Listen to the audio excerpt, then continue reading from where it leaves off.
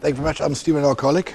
By the grace of God, I've got another sober day and another happy day. Because for me, sobriety and happiness and serenity go hand in hand. Also, I want to thank my sister sitting next to me. She's the one who brought me into these rooms 13 years ago. And I'm still here. So, thank you. I'm supposed to share on what happened, what it's like, what it was like, what happened, and what it's like now. I won't do much on the what it was like, because I think our war stories are all the same. Might be different substances, maybe different places, different people, different events, but it's all the same. It's all they're all the things that bring me to that rock bottom. That brought me to that rock bottom. I'll touch on a few things. I remember my cousin, who's 8 years older than me, but we're very close. Her 21st, so I was 13, she's 8 years older than me. Her 21st is on New Year's Eve. And I remember them getting ready to go out to celebrate New Year's Eve and her 21st, and me puking in the bathroom, seeing New Year, and I was 13 years old. So yeah, I mean, my alcoholism goes back to then. And it's quite a vivid memory, because I remember, so I'll drink along with them because I wanted to be like they were. The fact that they were 8 years older than me clearly went over my head. And yeah, I mean, all through school, I drank. Also, towards the end of high school, started using what they consider soft drugs, I suppose. But yeah, I drank all through school, and I got in a lot of trouble at school. I got expelled from school for alcohol, for drinking. So alcohol was always a problem in my life. I was a sportsman, and I got a contract to play cricket in the UK, and I screwed that up.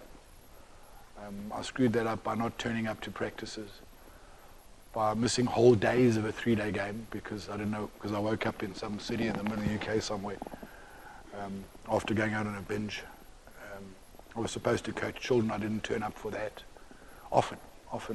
And I tried to get by on pure natural talent, and eventually that failed too, because I wasn't fit. So yeah, I mean, my whole life, every single thing I did involved alcohol in one way or another.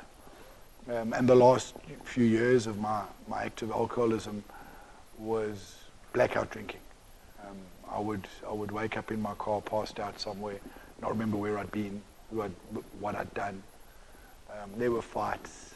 It was all those usual things. The relationship with the family fell apart. It was a constant battle with my parents, with my sister, with all people. Constant battle, because I was always in trouble with regard to alcohol. At work, I would go for lunch on a Friday at 11 o'clock and not go back to work. My weekend would start at 11 o'clock on a Friday. So yeah, I mean, it was just, as I say, my life revolved around alcohol. I did geographicals. I went to the UK 3 times, and each time when I got there, I was there. And it just continued. I just found pubs. And one of the interesting things is I've been to quite a few cities around Europe, and all I've ever seen in those cities are the pubs. Great cities, like nice places to see. The Greek Isles, I found the pubs when I was on the island. Paris, found the pubs when I was there, because that's what I did. I'm an alcoholic, and I drew people towards me that were the same as I was. People who would drink with me. I've also been arrested in the UK. I was involved in a car accident where I ran from the scene of the accident and ended up in the holding cells in England for a long weekend. And my sister had to bail me out. That time that was 2000. That was the introduction to these rooms. I went to a meeting in the UK, and went to a meeting, and nothing that anybody said resonated with me. I just wanted to get out of there. I went for the wrong reason. I just wanted to get out. 3 years later, 2003, the cycle continued. Getting drunk, getting into trouble, getting into fights. The family relationship had broken down. Through a series of events, I my sister introduced me to Keith and Julia. Julia at that stage. I don't know, most people here won't know who Julia was. She helped find the house on the hill up with Keith. They found it, and through a sequence of events, I ended up in the house. Very small at that time. There were only, I think, 5 of us. I think there were 4 counselors and five people. And it's grown now, and I mean, that's just incredible how it has grown, and how many people have got the tools in that place and gone out and got some long-term sobriety behind them. And I found myself in the house, and first month I thought I'll go there for a month and I'll come out and everything will be okay. It wasn't that way. I ended up staying longer, and when I came out, I really enjoyed it there. I really enjoyed not constantly being in trouble, not constantly having to fight. There was a few things I needed to do. They said, do these things and you'll be okay. I did the things because they said I'd be okay. When I did them, I was okay. So I wanted to keep doing them, because for the first time, I started to feel that serenity. And I wasn't running from anything. I wasn't running from people. I wasn't running from situations. I was starting to build proper relationships with people, not dependent on drugs, on alcohol and the drugs that I used, although my drug of choice, I hate that term, but yeah, my drug of choice was predominantly alcohol. And I did my time, I came out, and they said to me, right, you're going to do a few things. You're going to go to meetings, you're going to get a sponsor, you're going to do service. And I did those things because that's what they told me I needed to do. You got to do, and I did my steps again when I came out. When I first came out, I don't know, I didn't have a job, and I had to go out and start again. I had to start up from scratch again, find a job, find a place to live. I was 33 and moved back in with my parents, which at the time was quite humbling that I had to move back in with my parents. Found a job and went back out there and tried to live this new life. Found myself in town, living in Durban a year later, and got involved in the fellowship there. And there weren't a lot of meetings, but the meetings that there were, I went to. And I started doing service, and I started doing all the things they told me to do. And it was great. I actually shared a flat with 2 other people in the rooms. And it was great because we helped each other. When I didn't feel like, when I was feeling in a bad way, I'd speak to them, and when they were feeling in a bad way, they'd bounce stuff off me, and we'd share our experiences. And so life went on, and I just kept doing it. I kept going to meetings, kept doing the service, kept doing what they told me to do. And I and they said, build that relationship with God, and I did. And it's, even now, my relationship with God and my understanding it's incredibly strong at times. At other times, it's not so strong. I think when I get on my knees in the morning, I can tell whether I'm in tune or not. And I suppose it depends on my gratitude, really. When I wake up grateful to be alive, grateful for the things I do have, that relationship with God is great. When I wake up ungrateful, or when I get ungrateful in the day, that relationship with God starts to get a bit wobbly, and then I want to take back control. And when I do take back control, it hurts. So then I let go of it again. But things have happened to me in recovery. Like I said, I went to lived in Durban, and for the first 5 years, I did this the way I was taught. I went and I did exactly what I was told. Went to meetings, I sponsored people, I had a sponsor, I did my step 10 every night, I did all those things. And I got into a relationship just at the end of my first year, and carried on doing those things. But slowly but surely, I think when the urge to drink went away, and I lost the urge to drink, I think slowly but surely life took over. And I stopped going to as many meetings. And I stopped sending step 10s, because I knew if I don't do this, I will still be okay. And that was my disease talking, telling me I'll be okay. And I stopped. My involvement in the fellowship got less and less and less. And life took over. And I started acting out on my character defects. I started doing all the things that I used to do when I was drinking, but I was doing them without drugs and alcohol. So, I ended up being manipulative, dishonest, got into had an affair, got into a dishonest relationship while I was, while my wife-to-be and myself were together, going through a difficult time. And of course, there was the dishonesty around that, the lying, the manipulation, fear, anger, all those sort of things around that.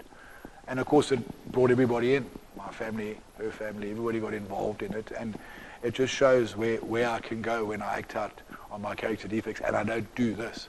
I don't do what this program suggests I should do. I hit a point about 3 years ago. I hit a point where everything came to a head. Everything came out. The dishonesty came out, all that stuff. And I hit an emotional rock bottom. I was totally finished. And I remember that day leaving my house and going straight to Don's and sitting on Don's couch and talking to Don about the whole thing. And he made the suggestion, get back into the fellowship and do it properly. And I did. I came back in. I think I went to a meeting that night. When everything came to a head, I went to a meeting that night. And I decided that this is the only way to live.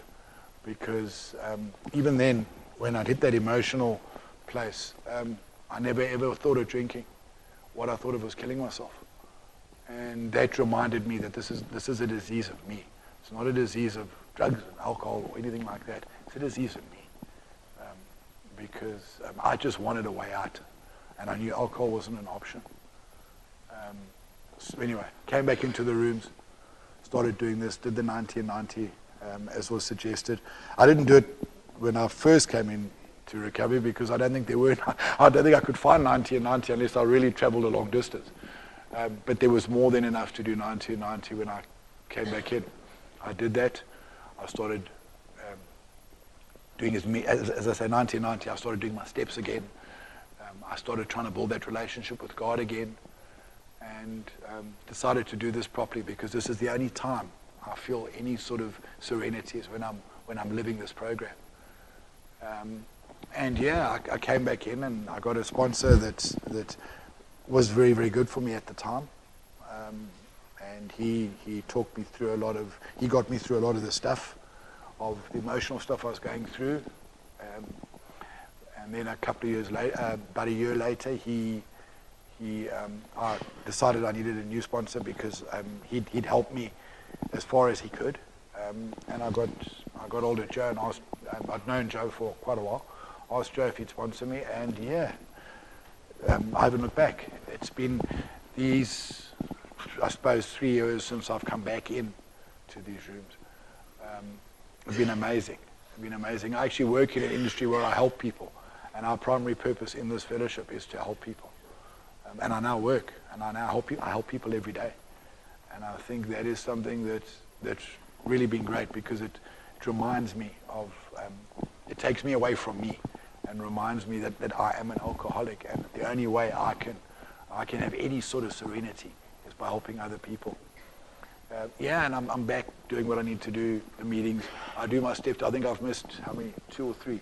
2. I've missed 2 step 10s in the last 2 years. Because it's become a very important part of my recovery, as it was in the first 5 years. But I used to send it every day. And I do what I can now in this fellowship. I sponsor people. I have a sponsor. I sponsor people. And I try and carry this message. The message of love, tolerance, acceptance, understanding. And I don't always get it right. I can still be manipulative. I can still be fearful, still angry. I'm still very impatient. I still battle with patience. It's something that I'm working on. Still something that my sponsor reminds me just to keep it simple, get it back, and look for your part. And I do. I try and look for my part in every situation. And as I say, I don't always get it right. And I think a lot of times, and I've actually shared this before, I think that the more I go, the further I go in recovery, and the more time I spend in these rooms, the more subtle my character defects have to get, because I'm not blatantly dishonest anymore. Because I would stop myself being blatantly dishonest. What I would do is I'll be manipulatively dishonest, and that's my disease, trying to take control. And I look at these things, and I've got to work with these things, and I've got to talk to my sponsor about these things, and own them, own my stuff, and I do, because I'm not a big one I don't like pain very much. So I try not to sit with these things for any length of time because they hurt. And what this program has done is it's brought my conscience to the fore, because when I do things I'm not supposed to do, or say things I'm not supposed to say, damn, that little voice doesn't go away. It tells me, hey, you need to do something. You need to own this. You need to take responsibility. And until I do that, little voice persists. You've got to do something. And that's my conscience. That's God. That's God saying, dude, you're not doing this right. And when I do that, the voice goes away for a while until the next character defect rears its ugly head, and the voice comes back and says, you need to do something about this. So yeah, I mean, I love recovery. I love being in recovery. I love doing this program properly, doing it the way I was given all the tools, and it's a case of just going out and using those tools. And it's not always easy, because I've got stuff happening. I'm getting married on the 9th of September, and there's a lot of stuff around that obviously causes fear. It causes because I'm very much a person who projects. I project what the outcome's going to be of things, and I shouldn't do that. And my sponsor always tells me that it never turns out the way I think it's going to. So stop doing it. But it's easier said than done. I'm a big one for projecting, so there's a lot of projection around that, and I've got to try and rein it into the moment. And then there's financial issues around the wedding, but all that stuff we talk about. My fiance and I talk about that stuff, and we sit down and we discuss it, and we find middle ground, and we try and that's what it is for me in life now. It's about just trying to find middle ground, trying to find that place where both people make compromise. And it wasn't always like that, because it's like any alcoholic, it's always about me. What do I get out of this? How's this going to affect me? How am I going to feel? And when I put myself in the other person's shoes, it gives me the reality, gives me the truth of what it's all about. So now there's stuff around that. But the great thing about it is now my relationship with my family is so good that we discuss these things, and we talk about them, and I get input from people I love, input from all that around these things, and I'm willing to listen. In active alcoholism, I never listened to anybody, because I always knew everything. I knew better. I knew everything. And I go back to those times, and I see how only when I look back at situations, they talk about, in the promises they talk about instinctively know how to handle situations which used to baffle us. Those promises come true, because I look at that, and I go and I look at situations that have happened in recovery that I've dealt with, and I've got through, and I've looked back and thought, gee, I'd handled that. Something that would have totally baffled me in active alcoholism, I've dealt with it in a relatively spiritual way. And it hasn't all been good. I mean, things happen in recovery. Like I said, my relationship broke down. My father passed away while I was in recovery, and that was really hard, because we were very close.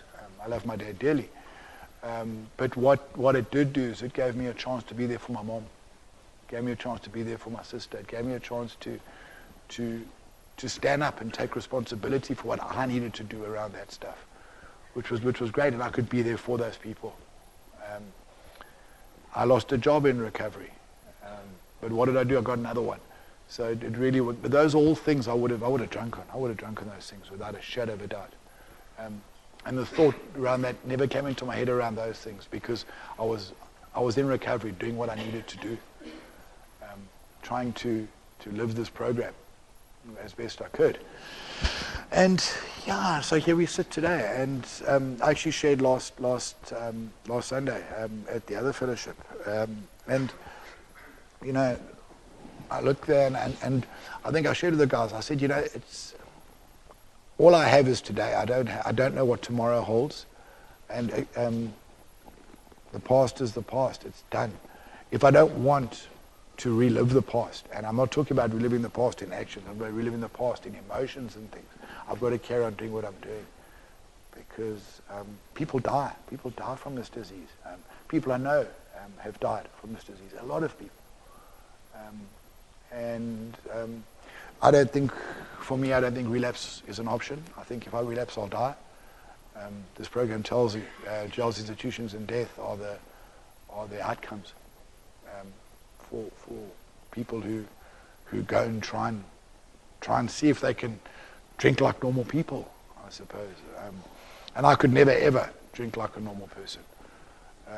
For me, it was always balls to the wall, give it as much as I could, as quickly as I could, and it was constant damage control and fixing what I did. That's how I lived my active days. And now I don't have to do any of that stuff. And I mean, I'll end off by saying, this is anybody who's new in these rooms, it's not easy, but it's worth it. Recovery is not. It's one of the most It's the most rewarding thing I've ever done. Turn my life around, and live the life God intended me to live, and do the things God intended me to do, and be the change I want to see in the world. Mahatma Gandhi was one of the sayings he said is, be the change you want to see in the world. And I want to try and be that change I want to see in the world. I want to try and live a life of tolerance, acceptance, and I do try as best I can. So recovery is great, and anybody who's thinking of going out there and trying to see if they can do it without this program and go and see if they've got one more go at active alcoholism, trust me, you haven't. You don't have it. As I say, I've seen people die. I know people that are still out there living a miserable, miserable life. The solution is in these rooms. The solution is with these people. Thanks for letting me share.